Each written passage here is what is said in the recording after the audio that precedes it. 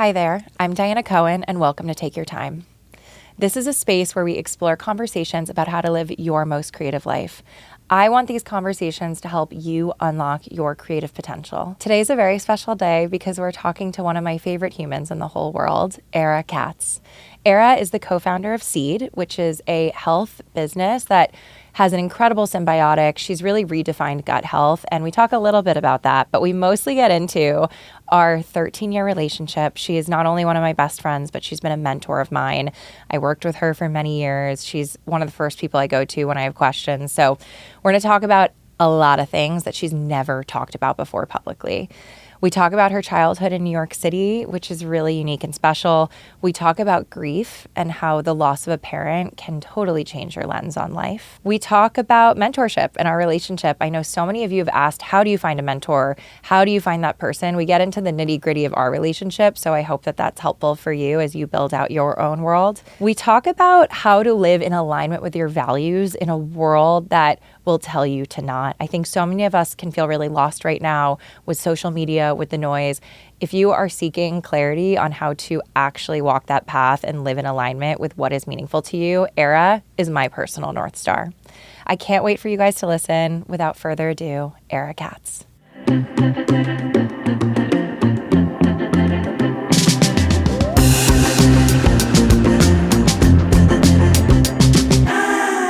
I'm with the lovely Ara Katz. And it's Ara, not Ara, for those who want to know, but she will never correct you. Ara is my soul sister. You are my soul sister in so many ways. And I'm going to try this thing where I start the podcast with 3 deep breaths. I think that's a great idea. Which I don't. I was even going to suggest you take 3. Okay. I probably learned this from you. So let's start the show. And then I have the question that I want to ask you specifically. So, okay. Inhale. And exhale. Inhale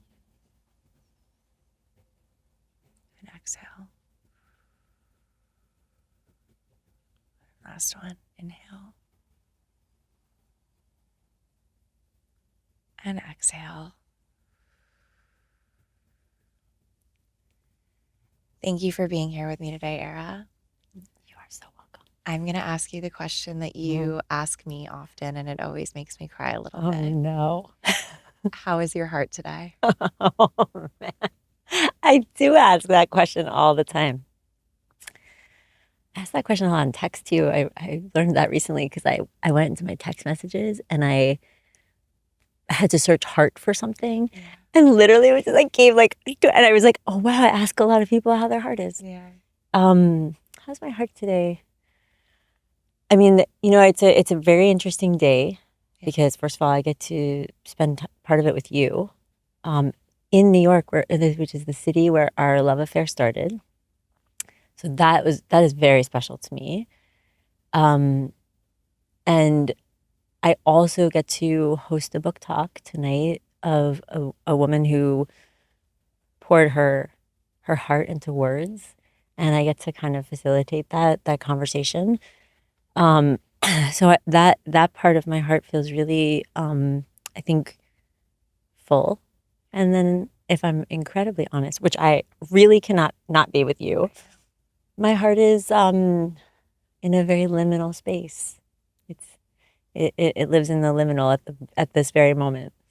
But I'm like taking my time. I'm so excited for you. And this conversation in particular is something I've been looking forward to because even as you just speak, it's like my nervous system calms down. I'm glad yours does. Which is crazy because I kind of know what's going on from an inner workings perspective. Yes. And I know that like how that shows up is just astonishing. You're back home in New York, and I want you to take me back to being in New York and a little bit of little Ara, if you can share about her.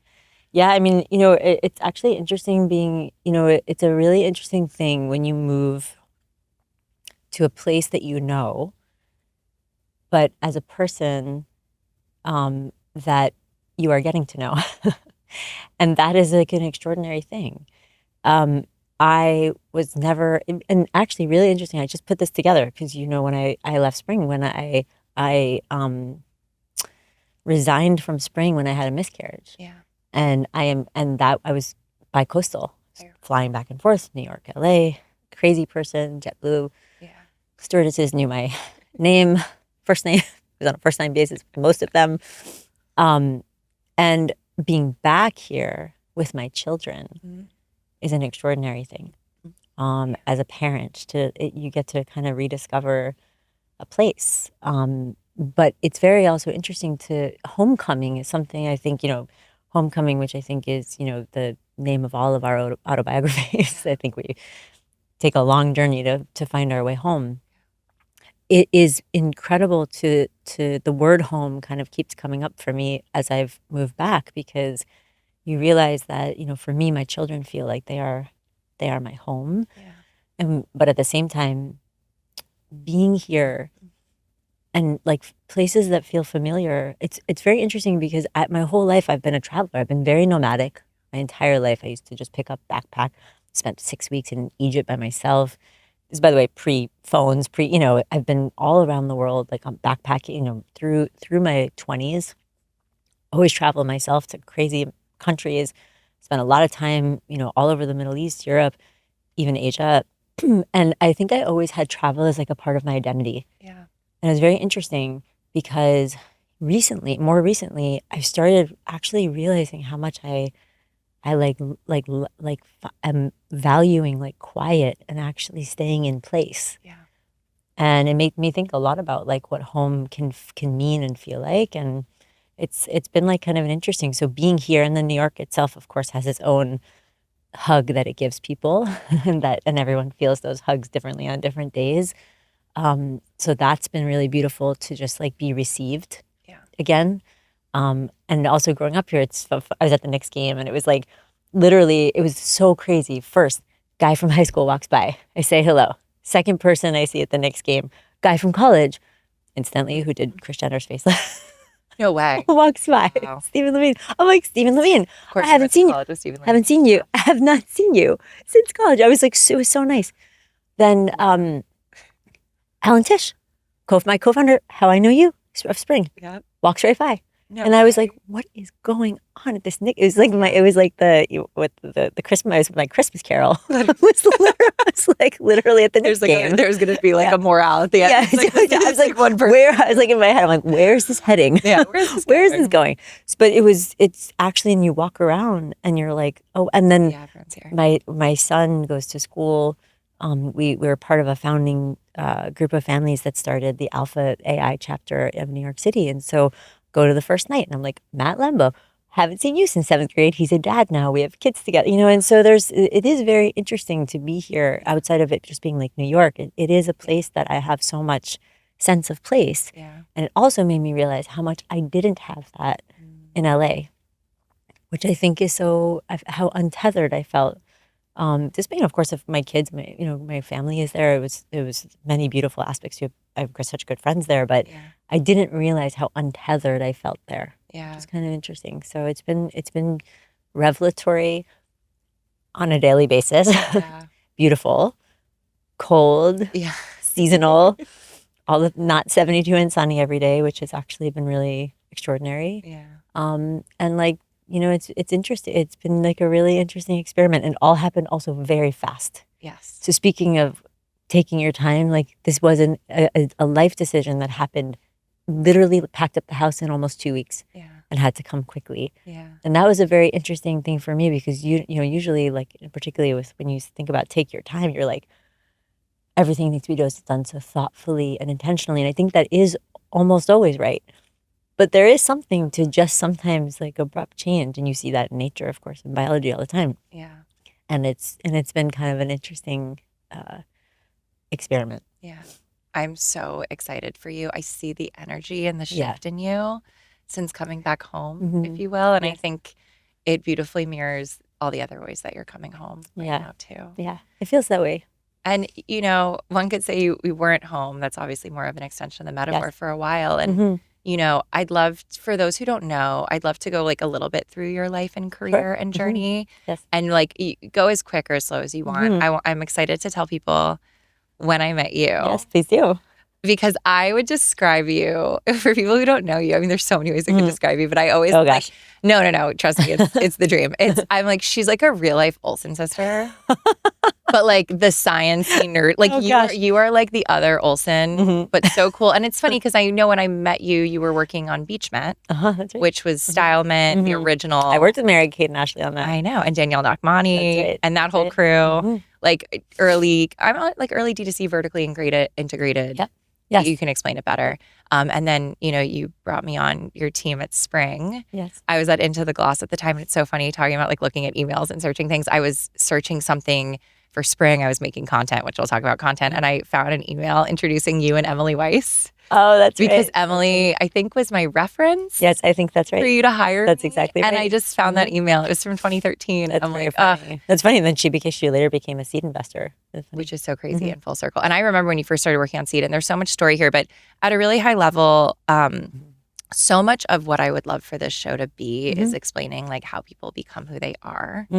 And, so much of that happens in your first like 20-ish years of life, even if you're so unknown. It's like that's kind of what crafts you. So I'd love to have you take us a little bit through. Well, it's interesting. You said I was with you until you said so much of that happens in the first 20 years, and I would actually say, someone much older than you, I think more of it happens later than we give ourselves credit for, if that makes any sense. Yeah. I think that I don't know if I knew who I was until the last year. In many ways, I knew myself. Yeah. I knew myself. I always had like a deep sense of knowing and intuition. I think maybe I would say I wasn't listening quite as closely. And I think that's, and there's a lot of, just like attunement that happens, I think, but like, I do think that there's, and not just for women, but I can speak as a woman. Yeah. There's so much that happens in that like next 20 years. Totally. That, is, and I think even in the next 20 years I have so many, women that I respect that are, 2 decades ahead of me. And then they would say to me, wait till you see the next 20 years, so I think it's an interesting thing to watch the accumulation. Yeah. Well, I agree with you. And right, it's lifelong work of knowing who you are. Mhm. But okay, to kind of like butt against that, Mhm. the moment I met you and working for you, directly for you for 2.5 years, which by the way, I've obviously publicly said this changed my life. Oh. You taught me everything I know, truly, about That's not true. storytelling, grassroots marketing, building brand universes. Like I could go on forever. I am so much of who I am is because of you. And yes, of course, you were, I don't even know how old you were then, but like it was one of your first companies that you started. Yes, it was. You were Ara then. There was an essence of who you are, is what I mean. I'll admit And I was like, Ara then. Yes, you were Ara. Like, yes, of course. And the next 20 and 30 years are going to be even greater, and we're evolving, and we're not the people we are. But like, you were always so uniquely you. And I'm curious, like, that essence part of it that I'm talking about. Oh, yeah. How did you become, where does that come from? I wish my dad was here. Me too. Next episode, part it's two. such, I wish like that's not like a happy story. I think like, well, I spent I would say a lot of adulting, like very, very, very early, a lot of like really early trauma. Yeah. I grew up in I was writing, just one small example. I was like writing letters to my parents starting at maybe the age of 8 or 9 and putting them under their bedroom door, begging them to get divorced. So, I think in many ways, I sometimes think about this, that the first brand I created was my world. Like I had to kind of create, I remember, my room was like this like refuge, and that's where music happened. That's where art happened. That's where my first computer happened. That's where, like heartbreak happened. It's where listening to parents fighting happened. And I think that, and I think a lot of kids have that experience, like I think a lot of kids like, create that end up in environments that aren't necessarily like safe. Yeah. And where there isn't a lot of trust. You develop almost by survival, like not just resilience, and I think resilience is a part of it for sure, but it does, when you don't trust anyone else, and you don't trust your surroundings, you have to, the only thing you can rely on is your knowing. Mm-hmm. And those are, those are mechanisms of self-protection. And, there's a million psychological, rationalizations for like why they exist. But I do think for me at least, it forced me, I always, I was always like the producer, the director, the actor, it was like, I didn't just like have to make the movie. I had to write the movie. I had to create the movie, I had to, and I think that, it, I spent so much time alone. Yeah. Like so much time alone. And even to this day, I mean, people know I like to spend a lot of time alone, but I was someone, one of my best friends this morning sent me a quote, or it was an excerpt of a text that someone had written that said, I told my therapist I like to spend a lot of time alone. The therapist said, well, you like to spend a lot of time in grief. Mm. And, and I think that there's a lot of truth to that. And, my mom died when I was 15, and that was a very horrific, very fast moving illness. And, we had a horrible relationship when she died. So that left a lot of like, like open-ended questions and pain. And I think, through, and I also never really had like a girl group, Yeah. like I always had like one good friend here, one good friend there. They were always older. Yeah. And then they would graduate and I think there was like I didn't feel lonely. Yeah. But I think that just being alone a lot, you develop like deep, deep, deep senses of like yourself and intuition and knowing. Again, not always for the best reasons. And as I said, it's not like doesn't come from a very happy place, but creativity and creating actually in many ways, I think was a form of survival. And I think creating is a form of control also, because you can control. I mean, you can it is all within your control. You create a brand, it's within, it's your idea, it's your, and I think that I've always, but I do think that it was a form of survival. And so I learned to tell stories, and I really learned to, I think it's where like art and, as I said, music. And it was interesting. I was weird in the sense that I was academically proficient and I was an athlete too. Yeah. And so I write about this in the book that I've been telling you about. I developed a relationship to like that kind of intuition and knowing as control and survival. But it also always made me like, it had a loneliness to it in the sense that I would go to like people's houses and I just like watch their parents, I'd like watch the dynamics in the family at a very young age. And I like think about like what was going on between that like mom and that dad. And I remember they would like, if you ever picked up a carpool or they were taking you home or dropping you off or just in an elevator, and I'd like watch the dynamics amongst like adults. Yeah. Very like with a lot of like knowing. Mm. Like I remember thinking like that mom does not want to be in this marriage, or that dad, there's something really dark or not okay there. There's, and then I would watch the kids and you'd see, my dad was a psychologist. So I had a lot of the language to like understand some of these things. And so I think, I think it was, I think a lot of my early, like, and I did have like on the surface, like quite a good, I mean, we did not have a lot of money, but, I had most of the things I needed, and I had no extravagant life, but, after 7th grade, my parents scraped all the money together. I was on financial aid, but they sent me to Horseman, which changed the trajectory of my life. Because I was starting to act out, and the head of the talented and gifted program in my elementary school told my parents, you need to get this kid out of here. And that woman, her name is Edie Tenzer. If she's watching, Edie Tenzer, you changed my life. We love you. Extraordinary educator. And by the way, it shows you how teachers can change the trajectory of a child's life. 100%. And she changed the trajectory of my life. And just going to her classroom felt like my room. Her classroom felt, I remember it was like we created an ocean. And when you walked in there, it was like you were in the ocean, which is part of my obsession with animals and biology and nature, which was where I got that from. Off a lot from her, some from my dad. And it was just, And I also had a loneliness around like how much I cared about Earth. That was I have a video from when I was 7 explaining why all plants and animals and all living organisms must live together in peace and harmony. Yeah.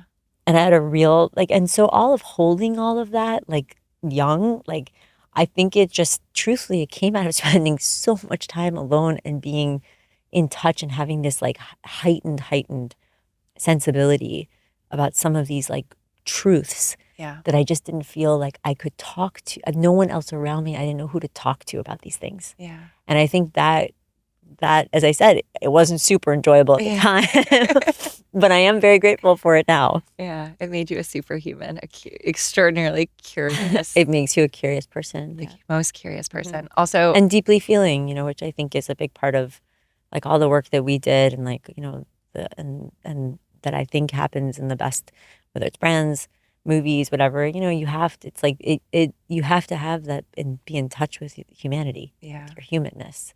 And I think that was something I've always, like, deeply felt. It was just really painful and hard because I didn't know who to talk to about it, and I certainly didn't resonate in, like, groups of girls, and I just, so I spent a lot of, that was all a very, like, lonely period of time. Yeah. It's so, first of all, thank you for sharing that, because I think so many people resonate with that. And it's probably something that we could all do a little bit more too, is being alone with our thoughts and our intuition. But I understand as a child and not having a space to go to. But totally side is that it's funny that you share the teacher whose space and room you were in, because I recently did the brain spotting therapy. Yeah, you told me that. And you map out places in your life and your childhood that soothe you. And for me, I had a teacher, Erica Gadig, who was my 10th grade English teacher, who saw me, and it wasn't about, like, achieving or performance. And she would be in the writing conference center upstairs, and the writing conference center was my favorite place at my school. It's where I went to just be.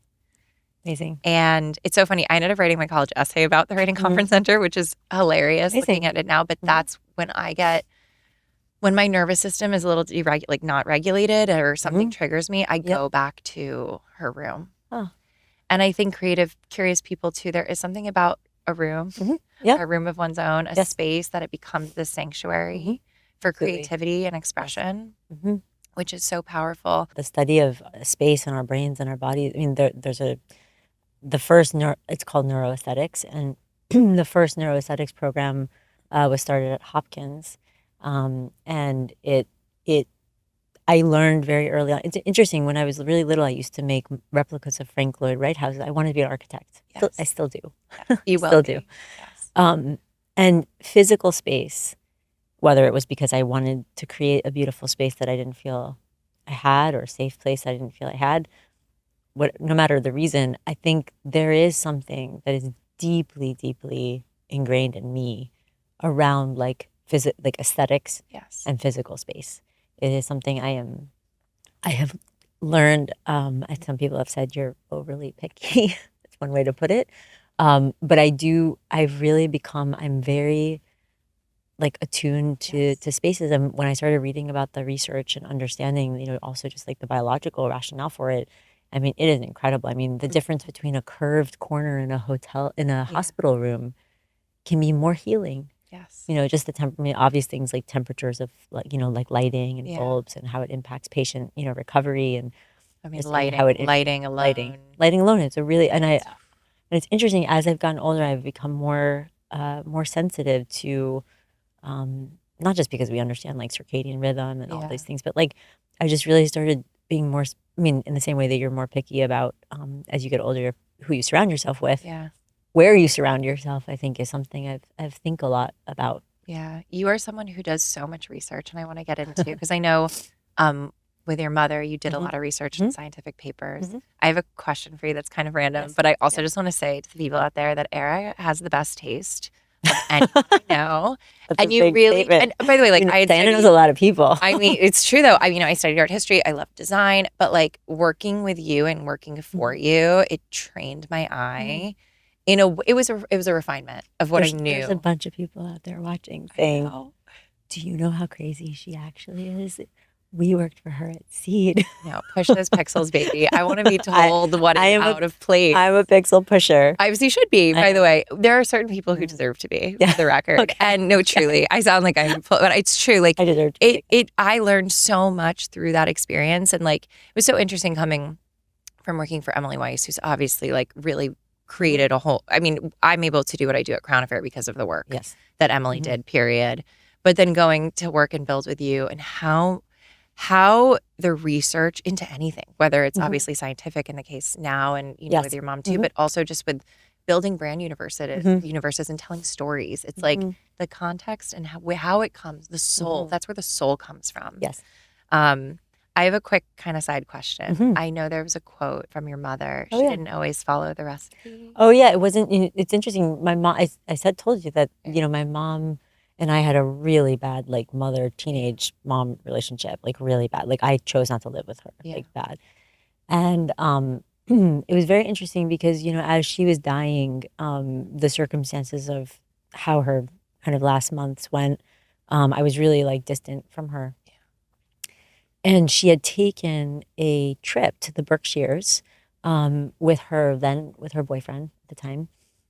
And she brought me back a pin, a tiny little wooden pin, with which in like on this tiny little, must have been like a clear laminate or something in Futura font.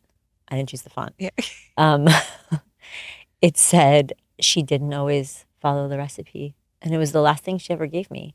It must have cost like $3. It wasn't. There was nothing actually like aesthetically. I mean, I actually have it mounted on a piece of wood, and so for me, of course, it now aesthetically means something. But it was so simple, and I'd like to think, it's, she somehow. It's very much what we were talking about, which is, I mean, as you know, there's no recipe. Yeah. The secret of life is there is no recipe, but I always thought about it in the context of maybe she knew me, and I think that is, I have hope for that, so. Yeah, it's beautiful. You're one of the most beautiful recipes. If you could be, you're one of the most beautiful recipes. Humans can be recipes. We are recipes. I think that they kind of carbon. It's true. It's nitrogen.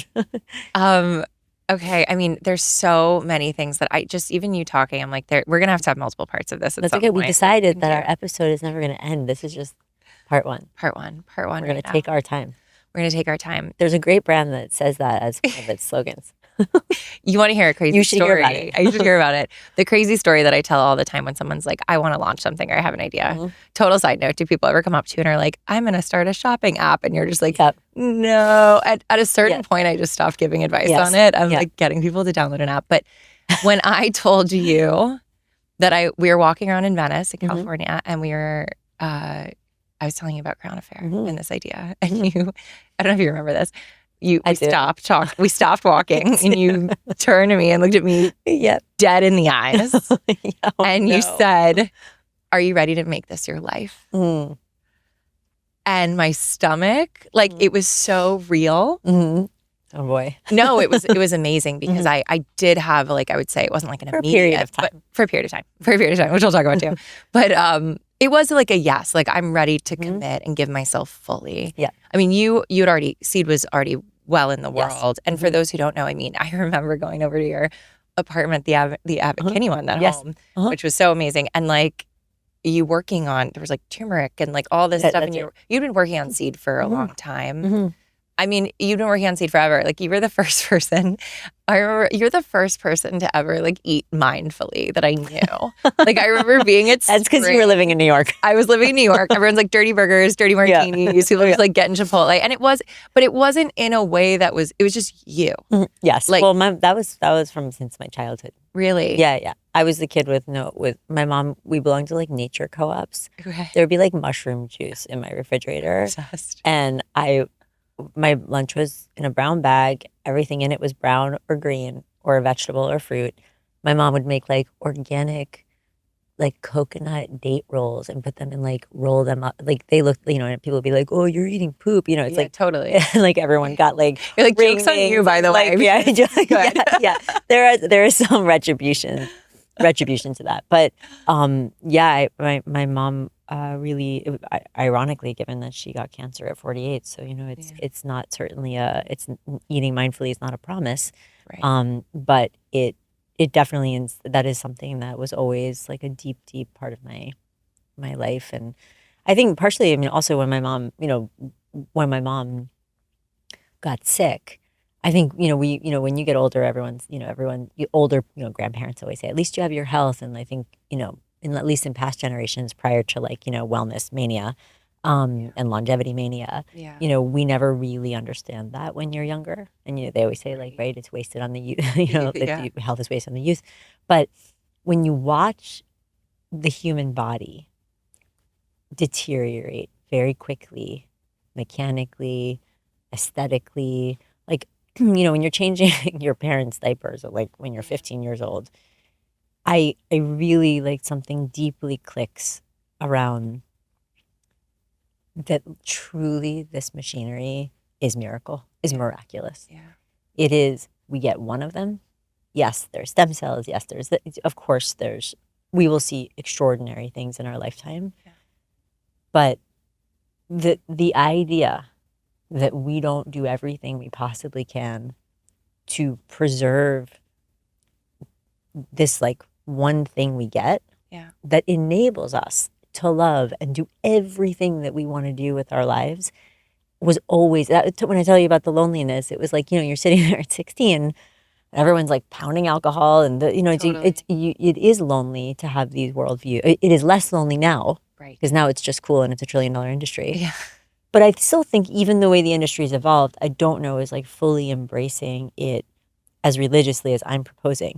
Yeah. Which is that, whether you believe in God or you believe in, you don't believe, you're a total atheist. I'm not a third party outsourcer, and I don't think the universe gave me anything. But this is like, it is a miracle. Yeah. And I really deeply believe that we should treat it as such. And that goes beyond like self-worth and loving yourself. I mean, it is a part of loving yourself. Yeah. But it is quite math. It is just math. Correct. You take care of it, and it takes care of you. Yeah. And and I think that that orientation is like driven, and has driven so much of my life. Yeah. Actually. Well, and it's interesting. You just even saying wellness mania. I'm like, this is just so deeply authentic to you and your soul, and you've always, Yes. this is just inherent, and it's real. It's not like, you wake up one day and you're like, oh, I should start caring about. I did all that stuff then, and now there's an opportunity in the wellness space. It's like your philosophies of how to move through the world, I think, are so profound. Thanks, Dianna. And of course, that is imbued within Seed and what you've built. Yes. And it's funny, as you're talking, I'm like, I don't know if people have ever had those moments where they can see like the universe, like, right, like the smallest little molecular thing in nature. And then like, it's like, it is the universe, That was right? the image I uploaded for your type I form. know. Yes, I know. I'm excited to share those responses. To me, you are that in human form. Like, you are able to simplify, break it down into this tiny little thing you can like hold close. But it is so expansive. And you realize that this is just nature, Yeah, I mean, look, perspective is such an interesting thing. It's, I think that look, we're filming this traveling roughly like 1,100 miles an hour and spinning rock. Yeah. In the middle of the universe. It's true. Held down by gravity. It's so crazy. It is, and we are made of carbon. Yeah. And so are stars. And there's, there's 38 trillion living things that are not human in your body right now, called microbes. It's that keep you alive. Yeah. And are pretty essential. And it is before you get into the electricity and the chemistry and all the things that are happening just for us to sit here and have this conversation. It is extraordinary. I think that we've really lost the plot. Correct. And that when you go back to like how I got my worldview or became me, I think that was always something I felt really, really deeply, was that we had like, and from a very young age, that we had really like lost the plot. How do you remember the plot? I mean, for everybody, I think, how do we collectively remember the plot is a much harder question. I think we have so much, we've really like, we've lost so much connectivity with our earth and with all living things. We've decided that we as humans are more important than all of those living things. We've decided that some humans are more important than other humans. And we've decided that being human is subjective. Yeah. And I really know that that for at least for me, like you can't solve everything. You can't boil the ocean. You're never not one person is going to solve everything. Contrary to popular belief, AI may not. It may. Yeah. It may be a beautiful tool for it. Yeah. It may be a destructive tool. I think we find ways to live in that duality as humans. Yeah. But I do think that what we can do is that we can get quiet. I think we can create a life and lives as we raise children who listen to themselves. Yeah. Which I think is really not happening right now because we spend more time looking at what everyone else says than thinking about what our voice, what's happening inside. Yeah. So I think part of the solution is getting really quiet and really, really redefining what listening means. And that means listening. Our forests are screaming, our oceans are screaming, our bodies are screaming. Yeah. Screaming. Look at the amount of plastic in our own bodies versus an ocean versus a square foot. It's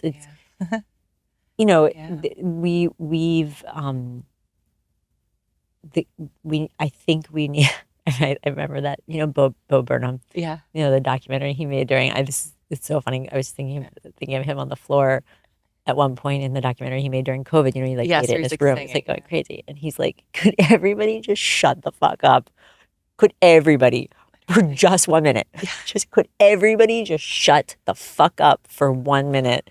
And I do think, by the way, that includes self-talk. Mm-hmm. That includes the dialogue and the number we do on ourselves. But I think that we all need to get quiet. I think we need to remember, everyone says you need to live a life of purpose and that, I am less about that. I actually, I think that's just like a westernized way of feeling inadequate. Yeah. Because then you're like, oh, I'm not living my life's purpose. Yeah. What should the purpose be? I should buy this book and then I'll find my purpose. Correct. And then I should go see this person and I'll find my purpose. So it's just like another way of saying it's a goal. Yeah. Purpose becomes like success. Yeah. I think that I am such a naive person that I do think that love can conquer all. I actually really believe it. And I mean that in the sense of there isn't love around the tables that govern our countries right now. We're not being guided by love. We're being guided by our minds. We're not being guided by our hearts. We're not being guided by our knowing. Yeah. And we can't get to our knowing because we don't shut the fuck up long enough to listen to it. Yeah. And we are loud and polluted. Yeah. In our minds and in our hearts. That's also crazy. Our hearts are like really polluted oceans. Truly. You know what I mean? And it's like, and so I'm very committed to quiet. and in quiet is when you can actually like hear. Yeah.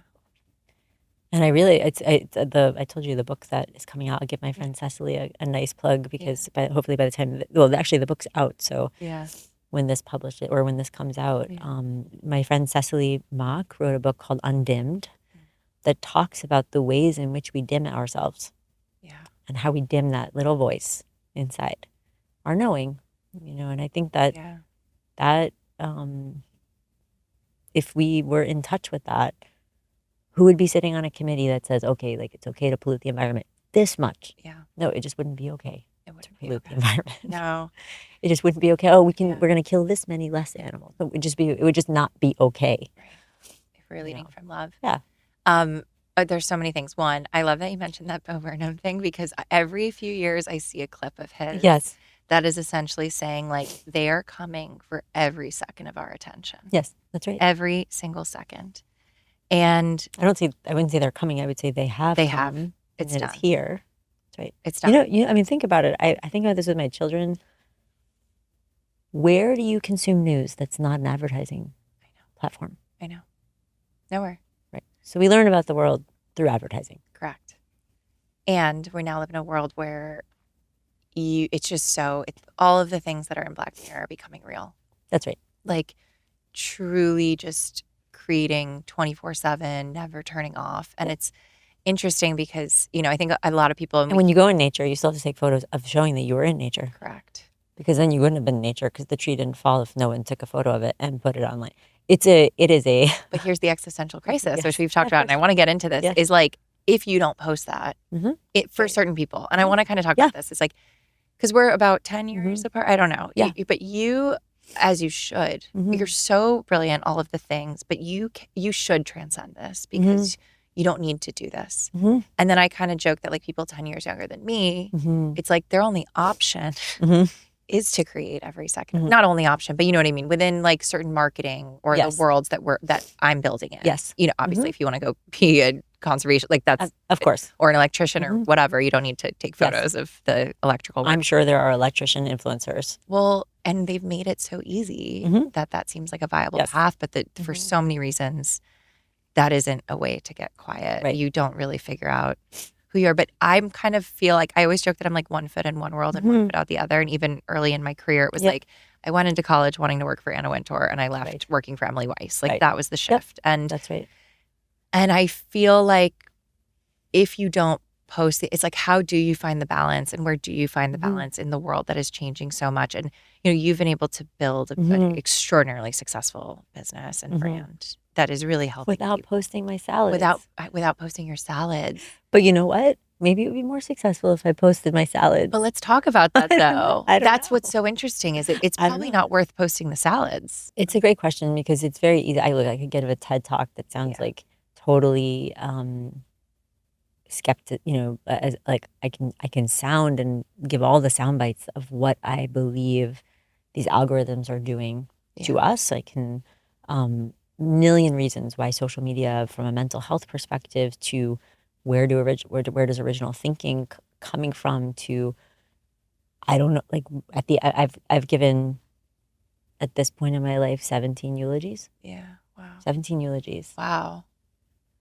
I know what people say about people when they die. I actually have been to many more funerals than weddings just because people started dying in my life starting at 5 years old. Right. So, I eulogized my grandparents at 9 and I did one at 8, I did one at 10. My barometer is less about what does Ara, for you, what does my friend Ara think about social media? Right. My thing is that I want Dianna to live every day in love with yourself. Yeah. That's what I want for you. Right. And in love with your life. And if you, these things, and the reason I bring up eulogy is because these things don't matter. Right. They don't matter. They don't matter. How you spend your life, how you spend the 2 hours on Instagram or hours, you and I, I'm just giving you context, you and I could spend more time together. I know. So these things are negotiations, not about like, is social media good or bad? They're just the same negotiations of, should I go to the gym or not go to the gym? Right. Should I do that? And yes, the externalization of ourselves is something I'm very sensitive to, which is, I think my dad wrote a really beautiful paper about like the externalization of self, which is that the one thing about these platforms that becomes challenging, which is a little bit Black Mirror, is that it starts to become challenging to discern what is you, or what are you creating to be you in another space of people's perception of you. And that is something that I don't know if I want for my life. Right. And that's not just because like I'm older and like I didn't grow up in the generation of like, I think that's just, I need to figure out I have a book coming out. So of course you and I talk about this, but I think when you do these things from a place of, it's like we were talking about Rick Rubin. Yeah. You do something from a place of creating. Yeah. And you're not like, oh, but do it this way. So the algorithm, it really has to feel to you good. Yeah. But if you have angst about it, like if your relationship to it does not feel good, then you shouldn't do it. Right. Or you need to change your relationship Right. to it. Right. But I would say that if you said that to me about anything else in your life, you said I don't like my company, that doesn't feel good. I'd be like, then you need to change that. Yeah. But I think what the most important thing, like really smart people to me recently, I've met so many beautiful like women over the last year who've really changed my life. One of the things that always comes up is if you have anxiety about something over and over again, or something creates grief or pain in your life, just know that you are choosing it. You are choosing it. Yeah. Yeah. You are choosing it. You're When choosing you are overthinking something, it means that there is something that you already know and you are choosing the opposite. When you have anxiety over something, it is usually a sign that you are not in alignment with your knowing and that you already know, but you are not doing the thing that you know.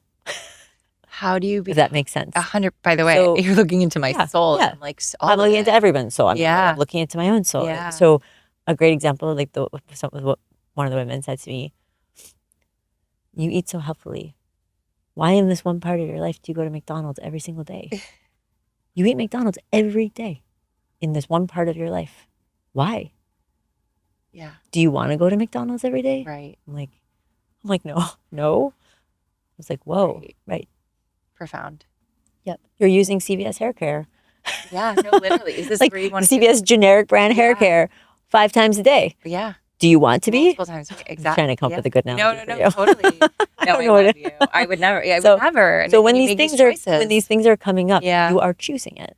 So if you're going to choose it and you say, okay, I have made the decision and the choice that I am going to be on social. I'm going to create content. Right.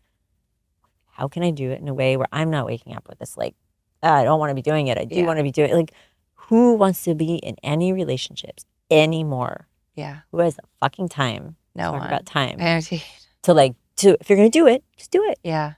Just and be like, actually, I enjoy it. I like creating community this way. It feels good. Yeah. Here's 5 things I'm not gonna do because I feel like a fucking sellout when I do them. Right. And I don't like them. Right. Like if a brand's gonna be like, can you skip across the bridge? You're gonna be like, I'm not gonna fucking skip across the bridge. Right. You have to find your line. What feels or do it and like donate half the bridge money to something meaningful. Right. That would be like, this is why I skipped across the bridge. Yeah. It helped other people. Right. Now everyone can see. It's so funny because you're so amazing at transcending. It's all these things happening within a larger, it's not about age. It's not about the modality. It's about the choices that you make. Absolutely. And by the way, I say these things like, I struggle with many things. I struggle with many things. I think I've always had a practice of breathing and I don't mean like doing breath work hours a day. I just mean we when we breathe through these things and you get quiet, Yeah. The question is what you do with the knowing. That's where all of our anxiety and all of our problems come from. Totally. And hearing you speak to this, I mean, part of the reason I wanted to do this show is to have conversations like this. Yes. And for me, there's such a cognitive dissonance with what's actually, quote, performing in the world. And who's to say this wouldn't, And I think that's where Take Your Time comes from, is like, great things take time. Right. Have the conversations, do the thing that is in alignment with you, and don't worry about the performance. And don't book guests because their name will help you in the algorithm. Right. Which is huge. That's super boring. Yeah. I always say, my friend, it's boring. It's boring. You said something that made me want to say one more thing. And I say this especially to women. Yeah. And I say that especially because I feel it so deeply myself. We are contortionists. We are fucking full-time contortionists. It's so tiring. Exhausting. It's so exhausting. We are contortionists. And at every age, you're contorting for something else, from relationships, friendships. And I would just say, and we contort for the algorithm, to your point. Yeah. Right? I don't have a lot of followers. I have 14,000 followers. I don't post, but like that's probably compared to some of the guests you will have and other things you could book. And but you have to decide, and I say this out loud because I think about this all the time, do you want to, are you okay? Like you have to decide like what level of contorting are you comfortable with and why are you doing it? But I find the things that are the most interesting, things like you and I were talking about Rick Rubin. Yeah. That guy's not contorting for anybody. No. We love you, Rick. I love you, Rick. And the things that just, it's like, and that's when you start, it's that fine line between like good food and processed food and then fast food, and it is a really slippery slope because these algorithms really favor fast food. Yeah. And it needs to be in a package, it needs to be in a factory, it needs to be terrible for you. Yeah. And hurt our bodies and hurt our environment. And that is what the world craves. Yeah. Or like that's what the algorithm optimizes for. And I just think, and you know this from from art you love, the people that I respect the most in my life and the things that are the most creative, people were like, I am not fucking contorting for anybody. Right. And so that, it's not really like, do I post? Do I not post? It's like, why, what, how, right. And there's so many interesting, look, there's so many, as you know, there's so many interesting, Marshall McLuhan, I think you remember this from like when we used to work together, he wrote Understanding Media in the 70s, and that famous line that came out of it is the medium is the message. Yep. So how do you bend these platforms to your will is the question. Yeah. To what you want to create and what you want to put out. You have a line that says, take your time. Yeah. Well, create content in a way that takes your time. Right. And that's what people forget. Yeah. And that it doesn't have to be like sensationalized and optimized. It's like, it feels so deeply, it is fast food in the sense that it might taste good for some, but it's so deeply not nourishing. And I think what part of this, I want this to be the antidote to like, I want people to actually feel nourished by the things that they're consuming. That's right. No, but you need to feel nourished in doing it. Yeah. And the minute that you don't feel that way, you should stop doing it. Yeah. Just one season of Take Your Time. Or multiple. It might be half a season. Yeah. This might be the beginning and the fucking end of your podcast. One day of recording. You might be it's one, and you might pop it up 3 years from now or 2 months from now. I'm making it up. That's the marketer in me. But, that's where the storyteller in me. Yeah.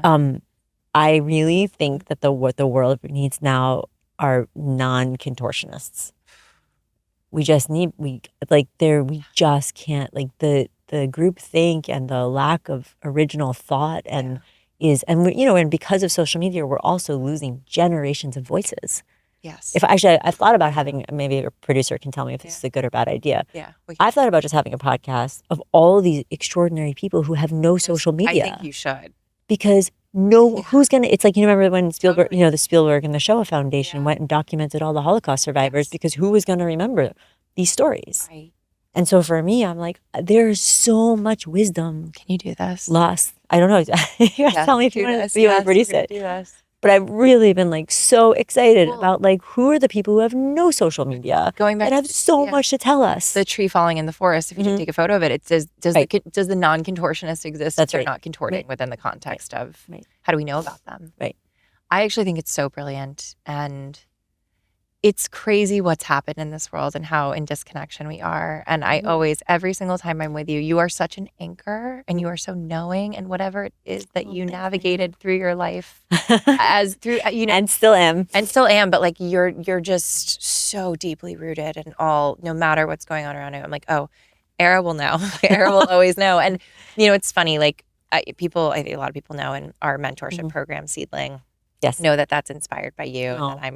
And you're the one who told me about that word. I even remember one time I was 22 or 23 working for you, and you're like, oh, I just remember you saying that word, and it was like, this is how things grow. Yeah. And you have such extraordinary perspective on all these different things. And yeah, I'm curious, like. Well, I think the one thing about you, I just had an image of you coming out of the stalls crying at Spring and Tracks on Broadway. In our Broadway office. Yeah, which office?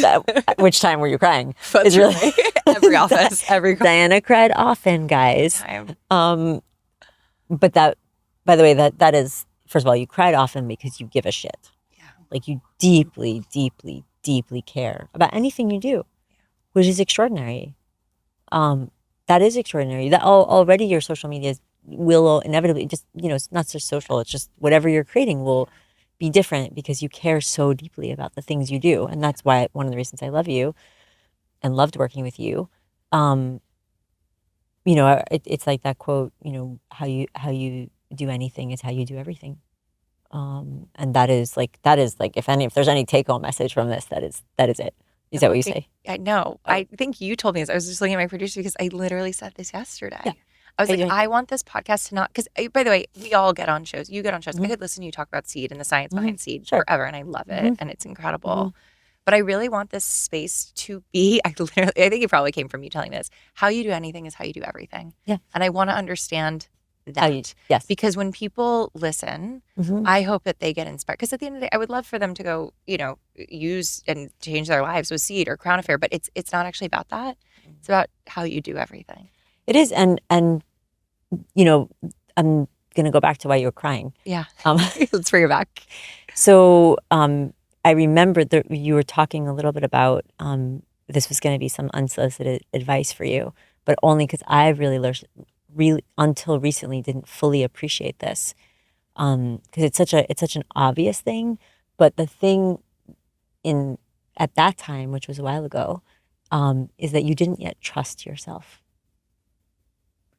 And I still see that a bit in you, a lot. Yeah. You know, and I did not fully understand that word.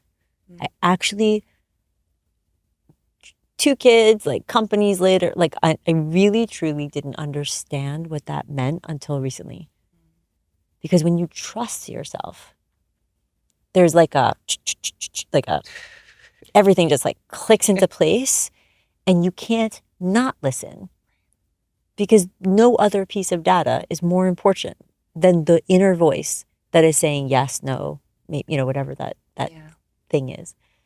And that I used to see in you, and I always used to remember, like, and feel in my heart, remember, because I would always go to yoga often after, you know, at the end of our days, right on Broadway. And at the end of, you know, end of yoga, you always, like, in the Shavasana, I always, like, think about people in my life. And I remember I used to, like, just think for you, like, about like trusting yourself. And that's what taking your time, you have to trust yourself to give something time. Right. You know, like you really do, to do something thoughtfully and intentionally, or as I said, moving New York City, sometimes it's very fast, but you do need to you have to trust yourself. And I think like women, you know, we talk a lot about self-love, which is part of that, and safety and, you know, confidence and other stuff, but trust is like it's a whole other dimension. Totally. And it's hard, even, I mean, not just yourself, but also even with team. Like I think about the context of my team, the work that I had to do the last 2 years to trust other people, which I know you've spoken about and shared. And we talk about this all the time when you build something and then need to trust. And it's the same journey of authentically trusting yourself. And you have those intuitions and you feel what's going on in your gut, but you don't always make those decisions. Right. It's a lot of work. It's the most important work. It is the most important work. But it's what will answer the questions about social media and content. Do I do this? Do I do that? Do I not do this? Yeah. You know, and that you can only get to those answers if you got to get quiet. Well, and speaking of, oh yeah, can we read the poem that you sent me to. This morning? I love so in the vein.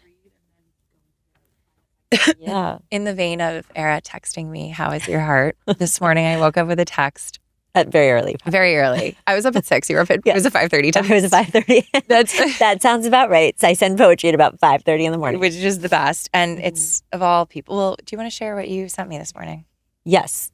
Well, you know, I've been preparing for the talk tonight for Cecily's book. Yes. And you know, poetry it's such an interesting medium. Because it, you know, very similar, I mean, like most art, like it really calls you in to like a remembering of this like universal experience that we all have. And probably over many episodes, you'll start to really, you can probably just throw them all in ChatGPT, but you may also in your own brain start to pattern recognize, you know, these threads that we all share. That are so, James Baldwin has a beautiful quote about like just this like shared human experience, and pain, and how we all have the same pains and the same you know. And so I was thinking about the you know, the book talk preparation, and a poem, this Mary Oliver reading, which I had never heard her read this poem. She's one of my favorite poets, but I had never heard her read what is one of my favorite poems called The Journey. But I thought about you for a million reasons. But because we were going to have this today, but of course I was like thinking, as after I did all the type form favorite, these like poem, or favorite, different like images or art. I was like, oh, we should talk about a poem. I'm going to add up the poem to the type form because going they're forward really too. of all of the things, all of the mediums. And I used to think it was movies actually, which I made many of it. We didn't get to talk about that. I used to think it was movies that changed my life more than anything. But when I really think about the things that like sit in my back pocket with me all the time, it is poems. It's poems. Yeah. And her poems particularly just have like maybe just, different seasons, different reasons. I found them at different moments in my life. But there are a few, but one of this, Sweet Darkness, is my other one. But this one I thought was so beautiful. This is Mary Oliver's The Journey. One day, this is great. Actually, it's great for what we were just talking about. Yeah. One day you finally knew what you had to do and began, though the voices around you kept shouting their bad advice. Though the whole house began to tremble and you felt the old tug at your ankles. Can't look at you. Then my life, each voice cried, but you didn't stop. You knew what you had to do. Though the wind pried with its stiff fingers at the very foundations, though their melancholy was terrible, it was already late enough and a wild night and the road full of fallen branches and stones.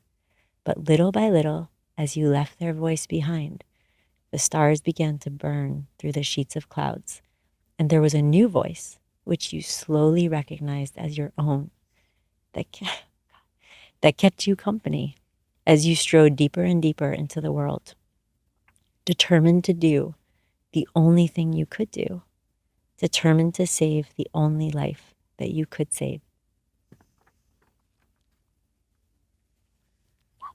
I love you so much. I love you so much. I always think poems are like the most immediate medium to just express. Like it's like everyone can. Very much so. Like I think sometimes it can be overwhelming with creating, whether it's a brand or a painting. Yes. It can feel daunting, but there's something so just visceral about a poem. The first artist we ever commissioned for Seed was a poet. Right. Yeah. Humble. Yes. Yeah. I remember. Yeah. Oh my goodness, Ara, there's about 7 million things we can talk about. You can call my agent. I might be available for more episodes. I mean, we'll see. We'll see. I mean, I think you should start your own show where you interview people who don't have a presence. I think that would be profound. I got a producer? Yes, you have a producer. There you go. She's incredible. I made your producer cry. I mean, she already cried. She's amazing. I won't use that against you in negotiation. So one of the things that I'm trying to do is like figuring out how we wrap up the episodes. And I know that there will be a part 2, but theme of the show is time. Yes. So I have 3 questions instead of doing rapid fire because it's too fast. Yes. We like to take things. Okay. Take it slow. We're going to call it Take Your Time Back. Okay. Is what it is. I like that.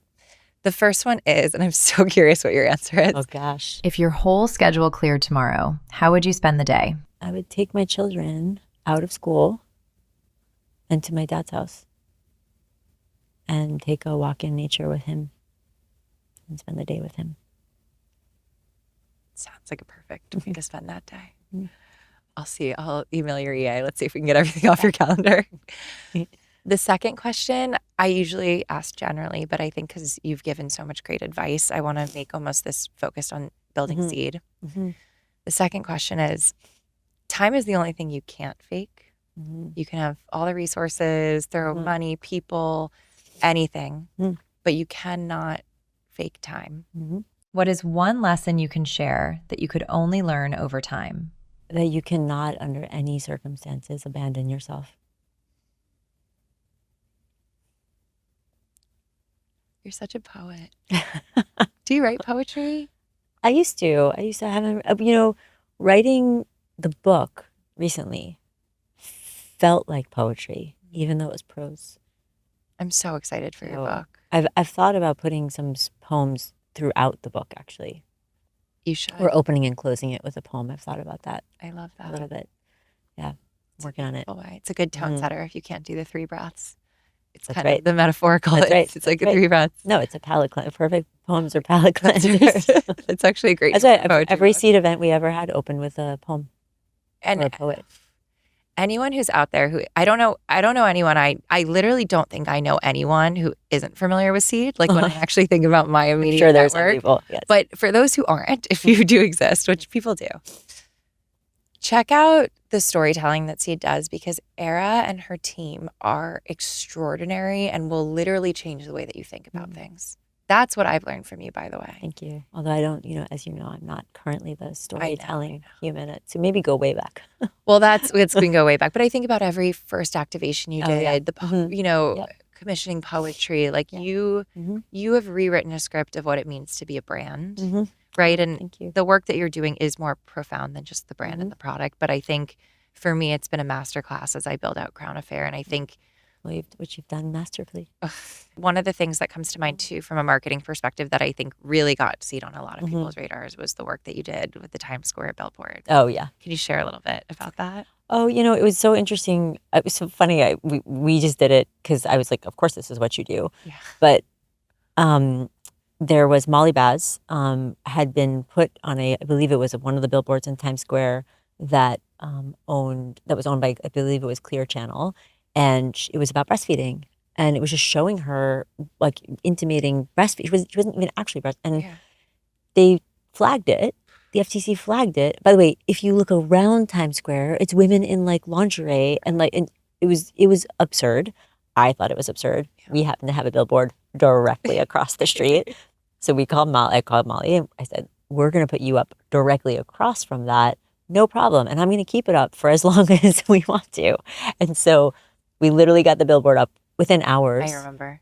And put it up directly across the street. And then, I think it just became, New York Times wrote an article. It became a thing, but it was really just a statement to say like, it was obviously a protest against like the idea that, a woman's body that way, especially in the context of everything else that was there, but just in general, could be flagged and censored at this day and age. Was extraordinary to me. And so we took our whole, obviously they're not inexpensive, but we left it up for a really long time. Yeah, that was so profound. And I think really it was like a don't mess with us. No, I was like, you just, and those are the moments where as brands, that's what I was saying about humanity too. Like, those are the moments that you remember, like when you have a platform. I'm not saying that everyone should be political. I'm not saying, that I have my own thoughts about, what's happening in the world that way.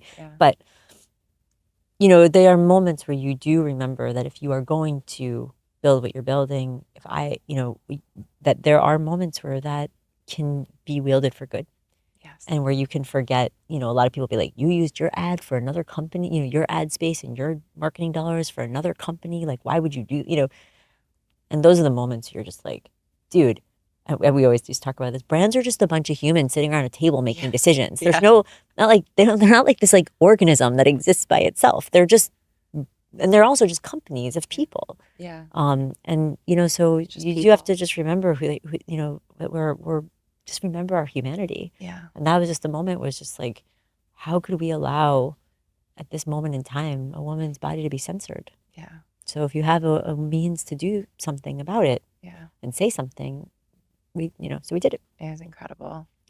It was really, and it was nice to see the support and the response. And I think it just, and it feels good when you get to a place where you have a platform where you can, you can make statements like that. Yeah, it makes me so happy because going back to kind of those micro thoughtful moments of intention that can be quieter or within the environment of a book talk or an event with 12 people, like to see it at that scale is like, it's just so cool. Yeah. It's fun. It's fun when you get to do things like that. Yeah, it's incredible. And very, by the way, those are the things that are so meaningful. People don't talk enough about like the internal parts of these things, but those are the moments that I actually forget, like the outside New York Times articles, like everyone was posting it. Like all that stuff is great and cool. And that's the external, validation piece, which as you know, I'm not somebody that cares a tremendous amount about. Yeah. It was the internal experience for my team doing it that was more meaningful than any other part of it. Right. The notes that I got from like women on our customer service team being like, I am so proud to work for a company that would do that. Yeah. That was like, that was so profound, because you really do forget like that. That was the stuff that like, those are the things that like are far more important to me. Yeah. And it really created so much meaning, and it was inspiring for the team. And it also then it opens up the question of like, well, what else can we do? Yeah. That was really exciting. And that was really the part that meant the most to me, honestly, of all of it. It's funny because I am calling this show podcast Take Your Time, Yeah. but I almost called it Getting to Why. Uh-huh. And I had this whole like whimsical world around it, and why at the end of the alphabet next before why. Yeah. And that what you just described, that feeling is so much of my why. Yeah. With building Crown Affair, obviously in smaller ways, but even just like how the team feels proud of what we're doing. You know, I might have a conversation with someone who doesn't feel like they're represented or don't think that Crown Affair is for them, and then come back with all these learnings and like sitting with people and listening to them and how you make people feel is like all of this stuff for is me, it's just the why. I mean, look, brands are just kind of conduits for human connection, right? Like that's really all they are. Yeah. I think we've turned them into and said many things about them, and but they really are that. I mean, it's why that you can sometimes have a brand that you're like looks kind of soulless, but has like a massive community of such engaged followers. Like people find things, they connect around it, and then they use them. They use us in the best way. Because people are seeking. We were talking about we've lost the plot. And we are seeking connection like so desperately. Yeah. We really are we are not just so disconnected from ourselves, we are so disconnected from each other. Yeah. Disconnected from our children in so many ways that we never were. That, pandemic of disconnection that we live in gives brands like such a beautiful opportunity to be, one conduit for connectivity. It's beautiful. Yeah. It's like, brands are like a sand painting, they just, they're not always going to be, they're not going to be here forever, but while they're here, you get to, people get to walk around it and experience it. You get to add to it. And, I think it's like, it's very much like a physical, brands are kind of like what you were saying about physical spaces. They call people to one space to experience. And I think that's obviously what people are really seeking. Yeah, it is a powerful medium. It is. In a way. Very much it so. Can be. Very much so. My last question for you. When does time stand still for you? I mean, that was my first thought was, do I want it to stand still? I just think that it is the one thing we try and control everything. And I think I like kind of love the idea that we don't control it.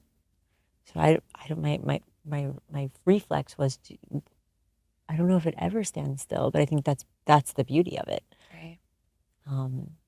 I think the enriched experience of it comes from some of the things we talked about. Yeah. Which is actually the noticing of it is actually the important piece. It's not the like stopping, right? But the noticing of it. I mean, if you've ever just like looked at a watch for 60 seconds, it's a long fucking time. So long. It's like, so we've like, it's so interesting how we like codify, we've productized time, right? Totally. It has like, we've called it, we have seconds, we have minutes, we have hours, we have days, we have months, we have years, we've productized it. It has, it's like came from agriculture, lunar, the lunar cycles, like, we really inhabit like very old systems. Right. So when you ask me that is like an agrarian if I were to take a very agrarian interpretation of time, yes, we want it to stop. Right. Because we've like industrialized time. Right. You're losing it. It's slipping. Losing it. It's going away. We got to make around more of it. Here's how to hack your time. Here's how to make more easily. Here's like 40-hour, 40-hour body. Here's 40-hour work week for it's like, oh my God, it's like that works. People are drawn to that. They're like, oh, this will help me. What you were saying. Yeah. But this brings us to one thing we didn't talk about that's super important, which is, and I think maybe when I said the self-abandonment thing, was one of the important things. But I'll be greedy and say two. Yes. Which is that, and my answer for time was that like we need to be first principles thinkers. And if anyone doesn't know what first principles is, it means you must quote. I mean, the whole question about time standing still comes from a very westernized idea, an post-industrial like agrarian idea of what time is. Right. So we get it back, we take it, Yeah. we like accelerate it, we don't accelerate, we want to like, it is such an interesting thing, because if we just stepped out of our system of time and understanding it and thought about it, it's like, you and I love sci-fi, right? Yeah. So like, just like, I'm like a total sci-fi geek. So like, if you think about the Matrix or any of these things, we must first principles what it even means. Right. We have to. Right. We have to. Well- we create these systems to suffer within. It's crazy. Yeah. Get the time back. Go back. It's like imagine if we just went into ChatGPT and said, give me every single like mimetic thing about time. It's like it's fucking exhausting. Yeah. It's pollution. It's pollution. It's pollution. It is pollution. What do you have a definition of what time means to you? I really try and practice as much, not always well, but as much non-attachment as I can. At least that's the asymptote I'm always leaning towards. And so I think in some ways it may be something very similar to love, in certain types of love, that I actually have really resigned to really not defining. And I think that our obsession with even defining things creates suffering, because then when it's not that, it's not the thing, it's not what you decided it was going to be. And so I think, they defining things and codifying things with language is it's a very Western thing. Right. It's why we have, and even our language, even English alone is, compared to other even like languages, it's so limited. We have like one word for feeling good.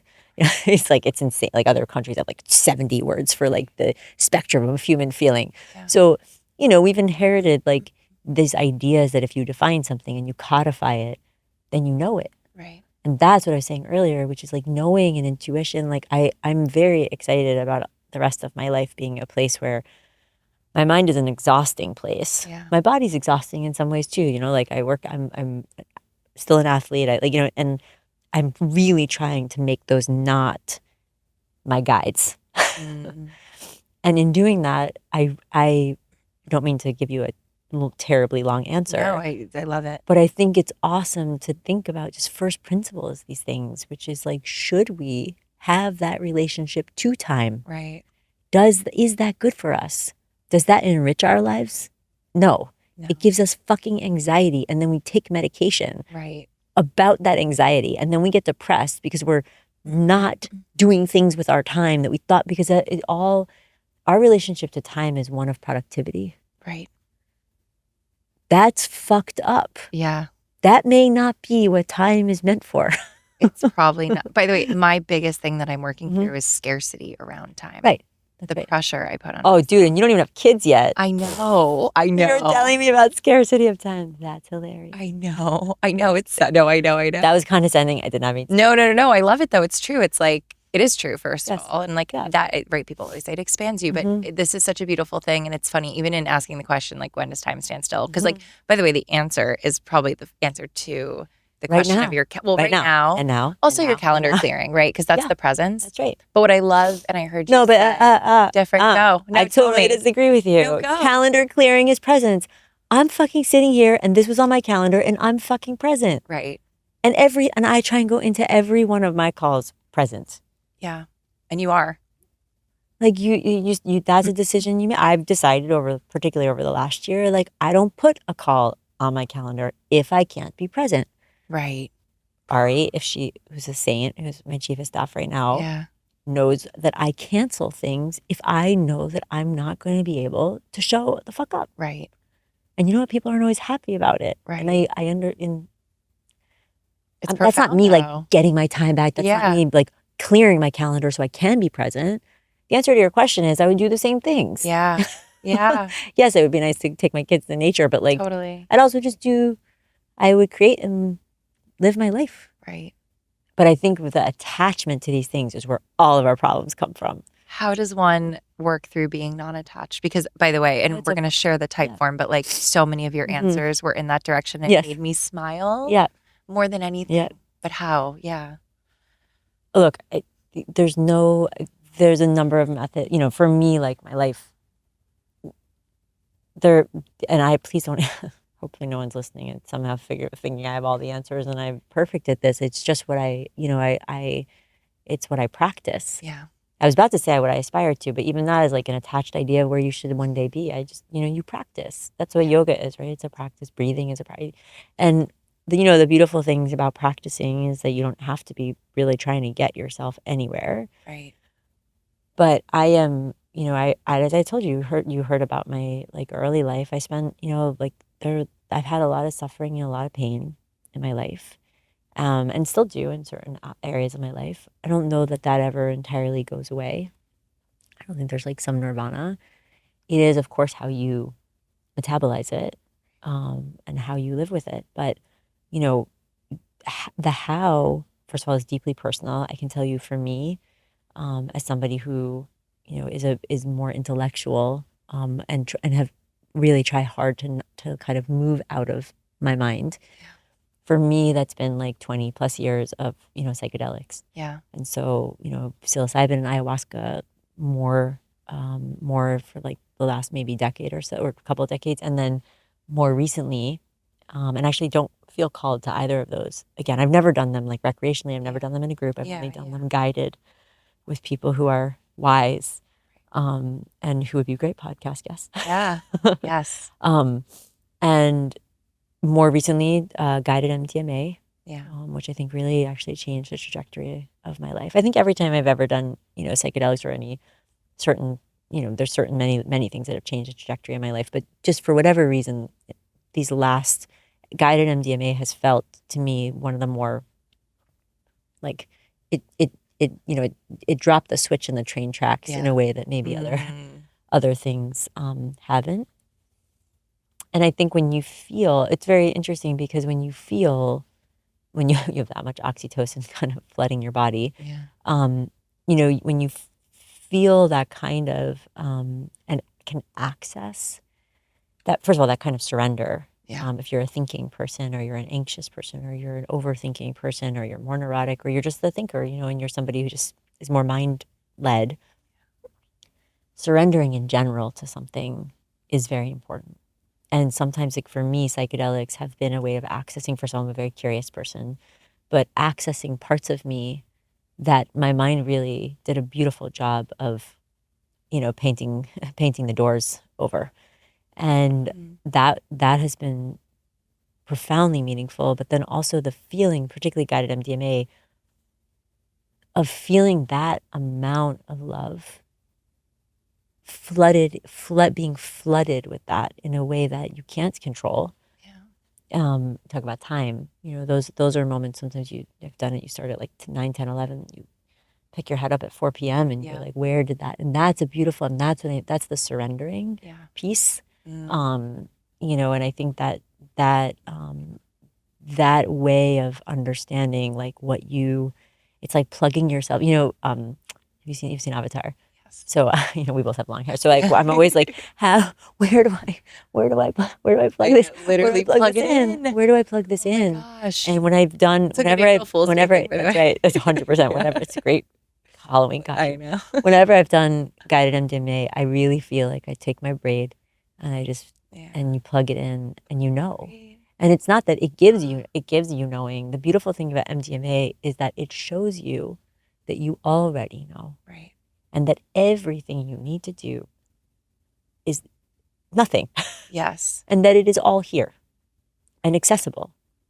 We just do an extraordinary job of missing it and hiding it and confiscating it and calling it. And so the most beautiful thing that's happened to us, what I said about being quiet, is that most of the most intelligent people that I know and the wisest, they always say to me, there is nothing for you to do right now. There is nothing for you to do. And that's profound. Yeah. When everyone else is telling you, like, buy this book, do this for blah, blah, blah, here's the 5 steps, there is nothing to do. Yeah. My father, Larry, who who loves you. Yes. He's 82. Hi, Larry. Hi, Dad. I don't know if you know how to listen to the podcast, but we'll try. I'm going to send it to you. But well, you'll send it to you. He is going through a transition in his life where he is, creative, entrepreneur, all of this, and he just loves to build and work. And I wrote down on a little legal pad, because he loves taking notes on legal pads. I wrote down next to his bed, I wrote, nothing needs to be done. Yes, that's right. Because, and maybe I gave quote in my own head and codifying it the permission, because it's this season. I'm like, Dad, we wake up, but like, you're good. Nothing needs to be done at this season. You should say, and now write yourself that note. Now write myself that note. There is often nothing to be done. Like, I think we spend a lot of time worrying about what we should do, what we shouldn't do. Should I say this? Should I not say this? And there's nothing to be done a lot of the time. You know, I think it's okay to sometimes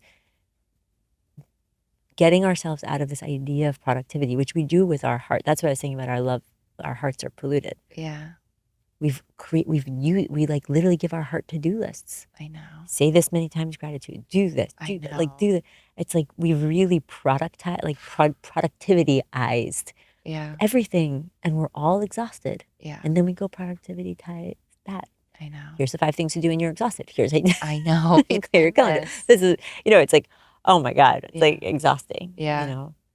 I love your brain more than any other brain I've ever met. I love yours. I love more than your brain. I know. I love all of you. All of you. All the parts of you. Even the part of you that doesn't trust yourself fully yet. Get there. Okay, I'm gonna get there. I know you will. I do believe, and it's all through seasons and moments. Even in doing this, it was really scary. I was, you were my anchor to go back to that. And you are your anchor, and I am a mirror. I love you. You're gonna make me cry. Thank you so much. Another hard-earned one. I drop.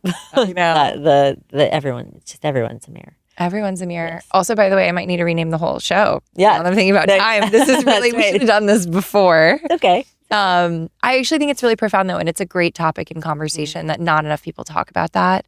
Yes. Our perspective on time. And I love. And our attachment to it.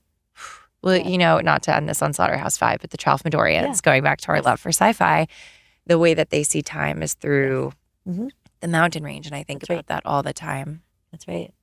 That's that beautiful book by Brooks. Oh no, there's another one called The Other Side of the Mountain, and he talks about like he can always tell who's on their first mountain and who's on their second mountain whenever he meets them.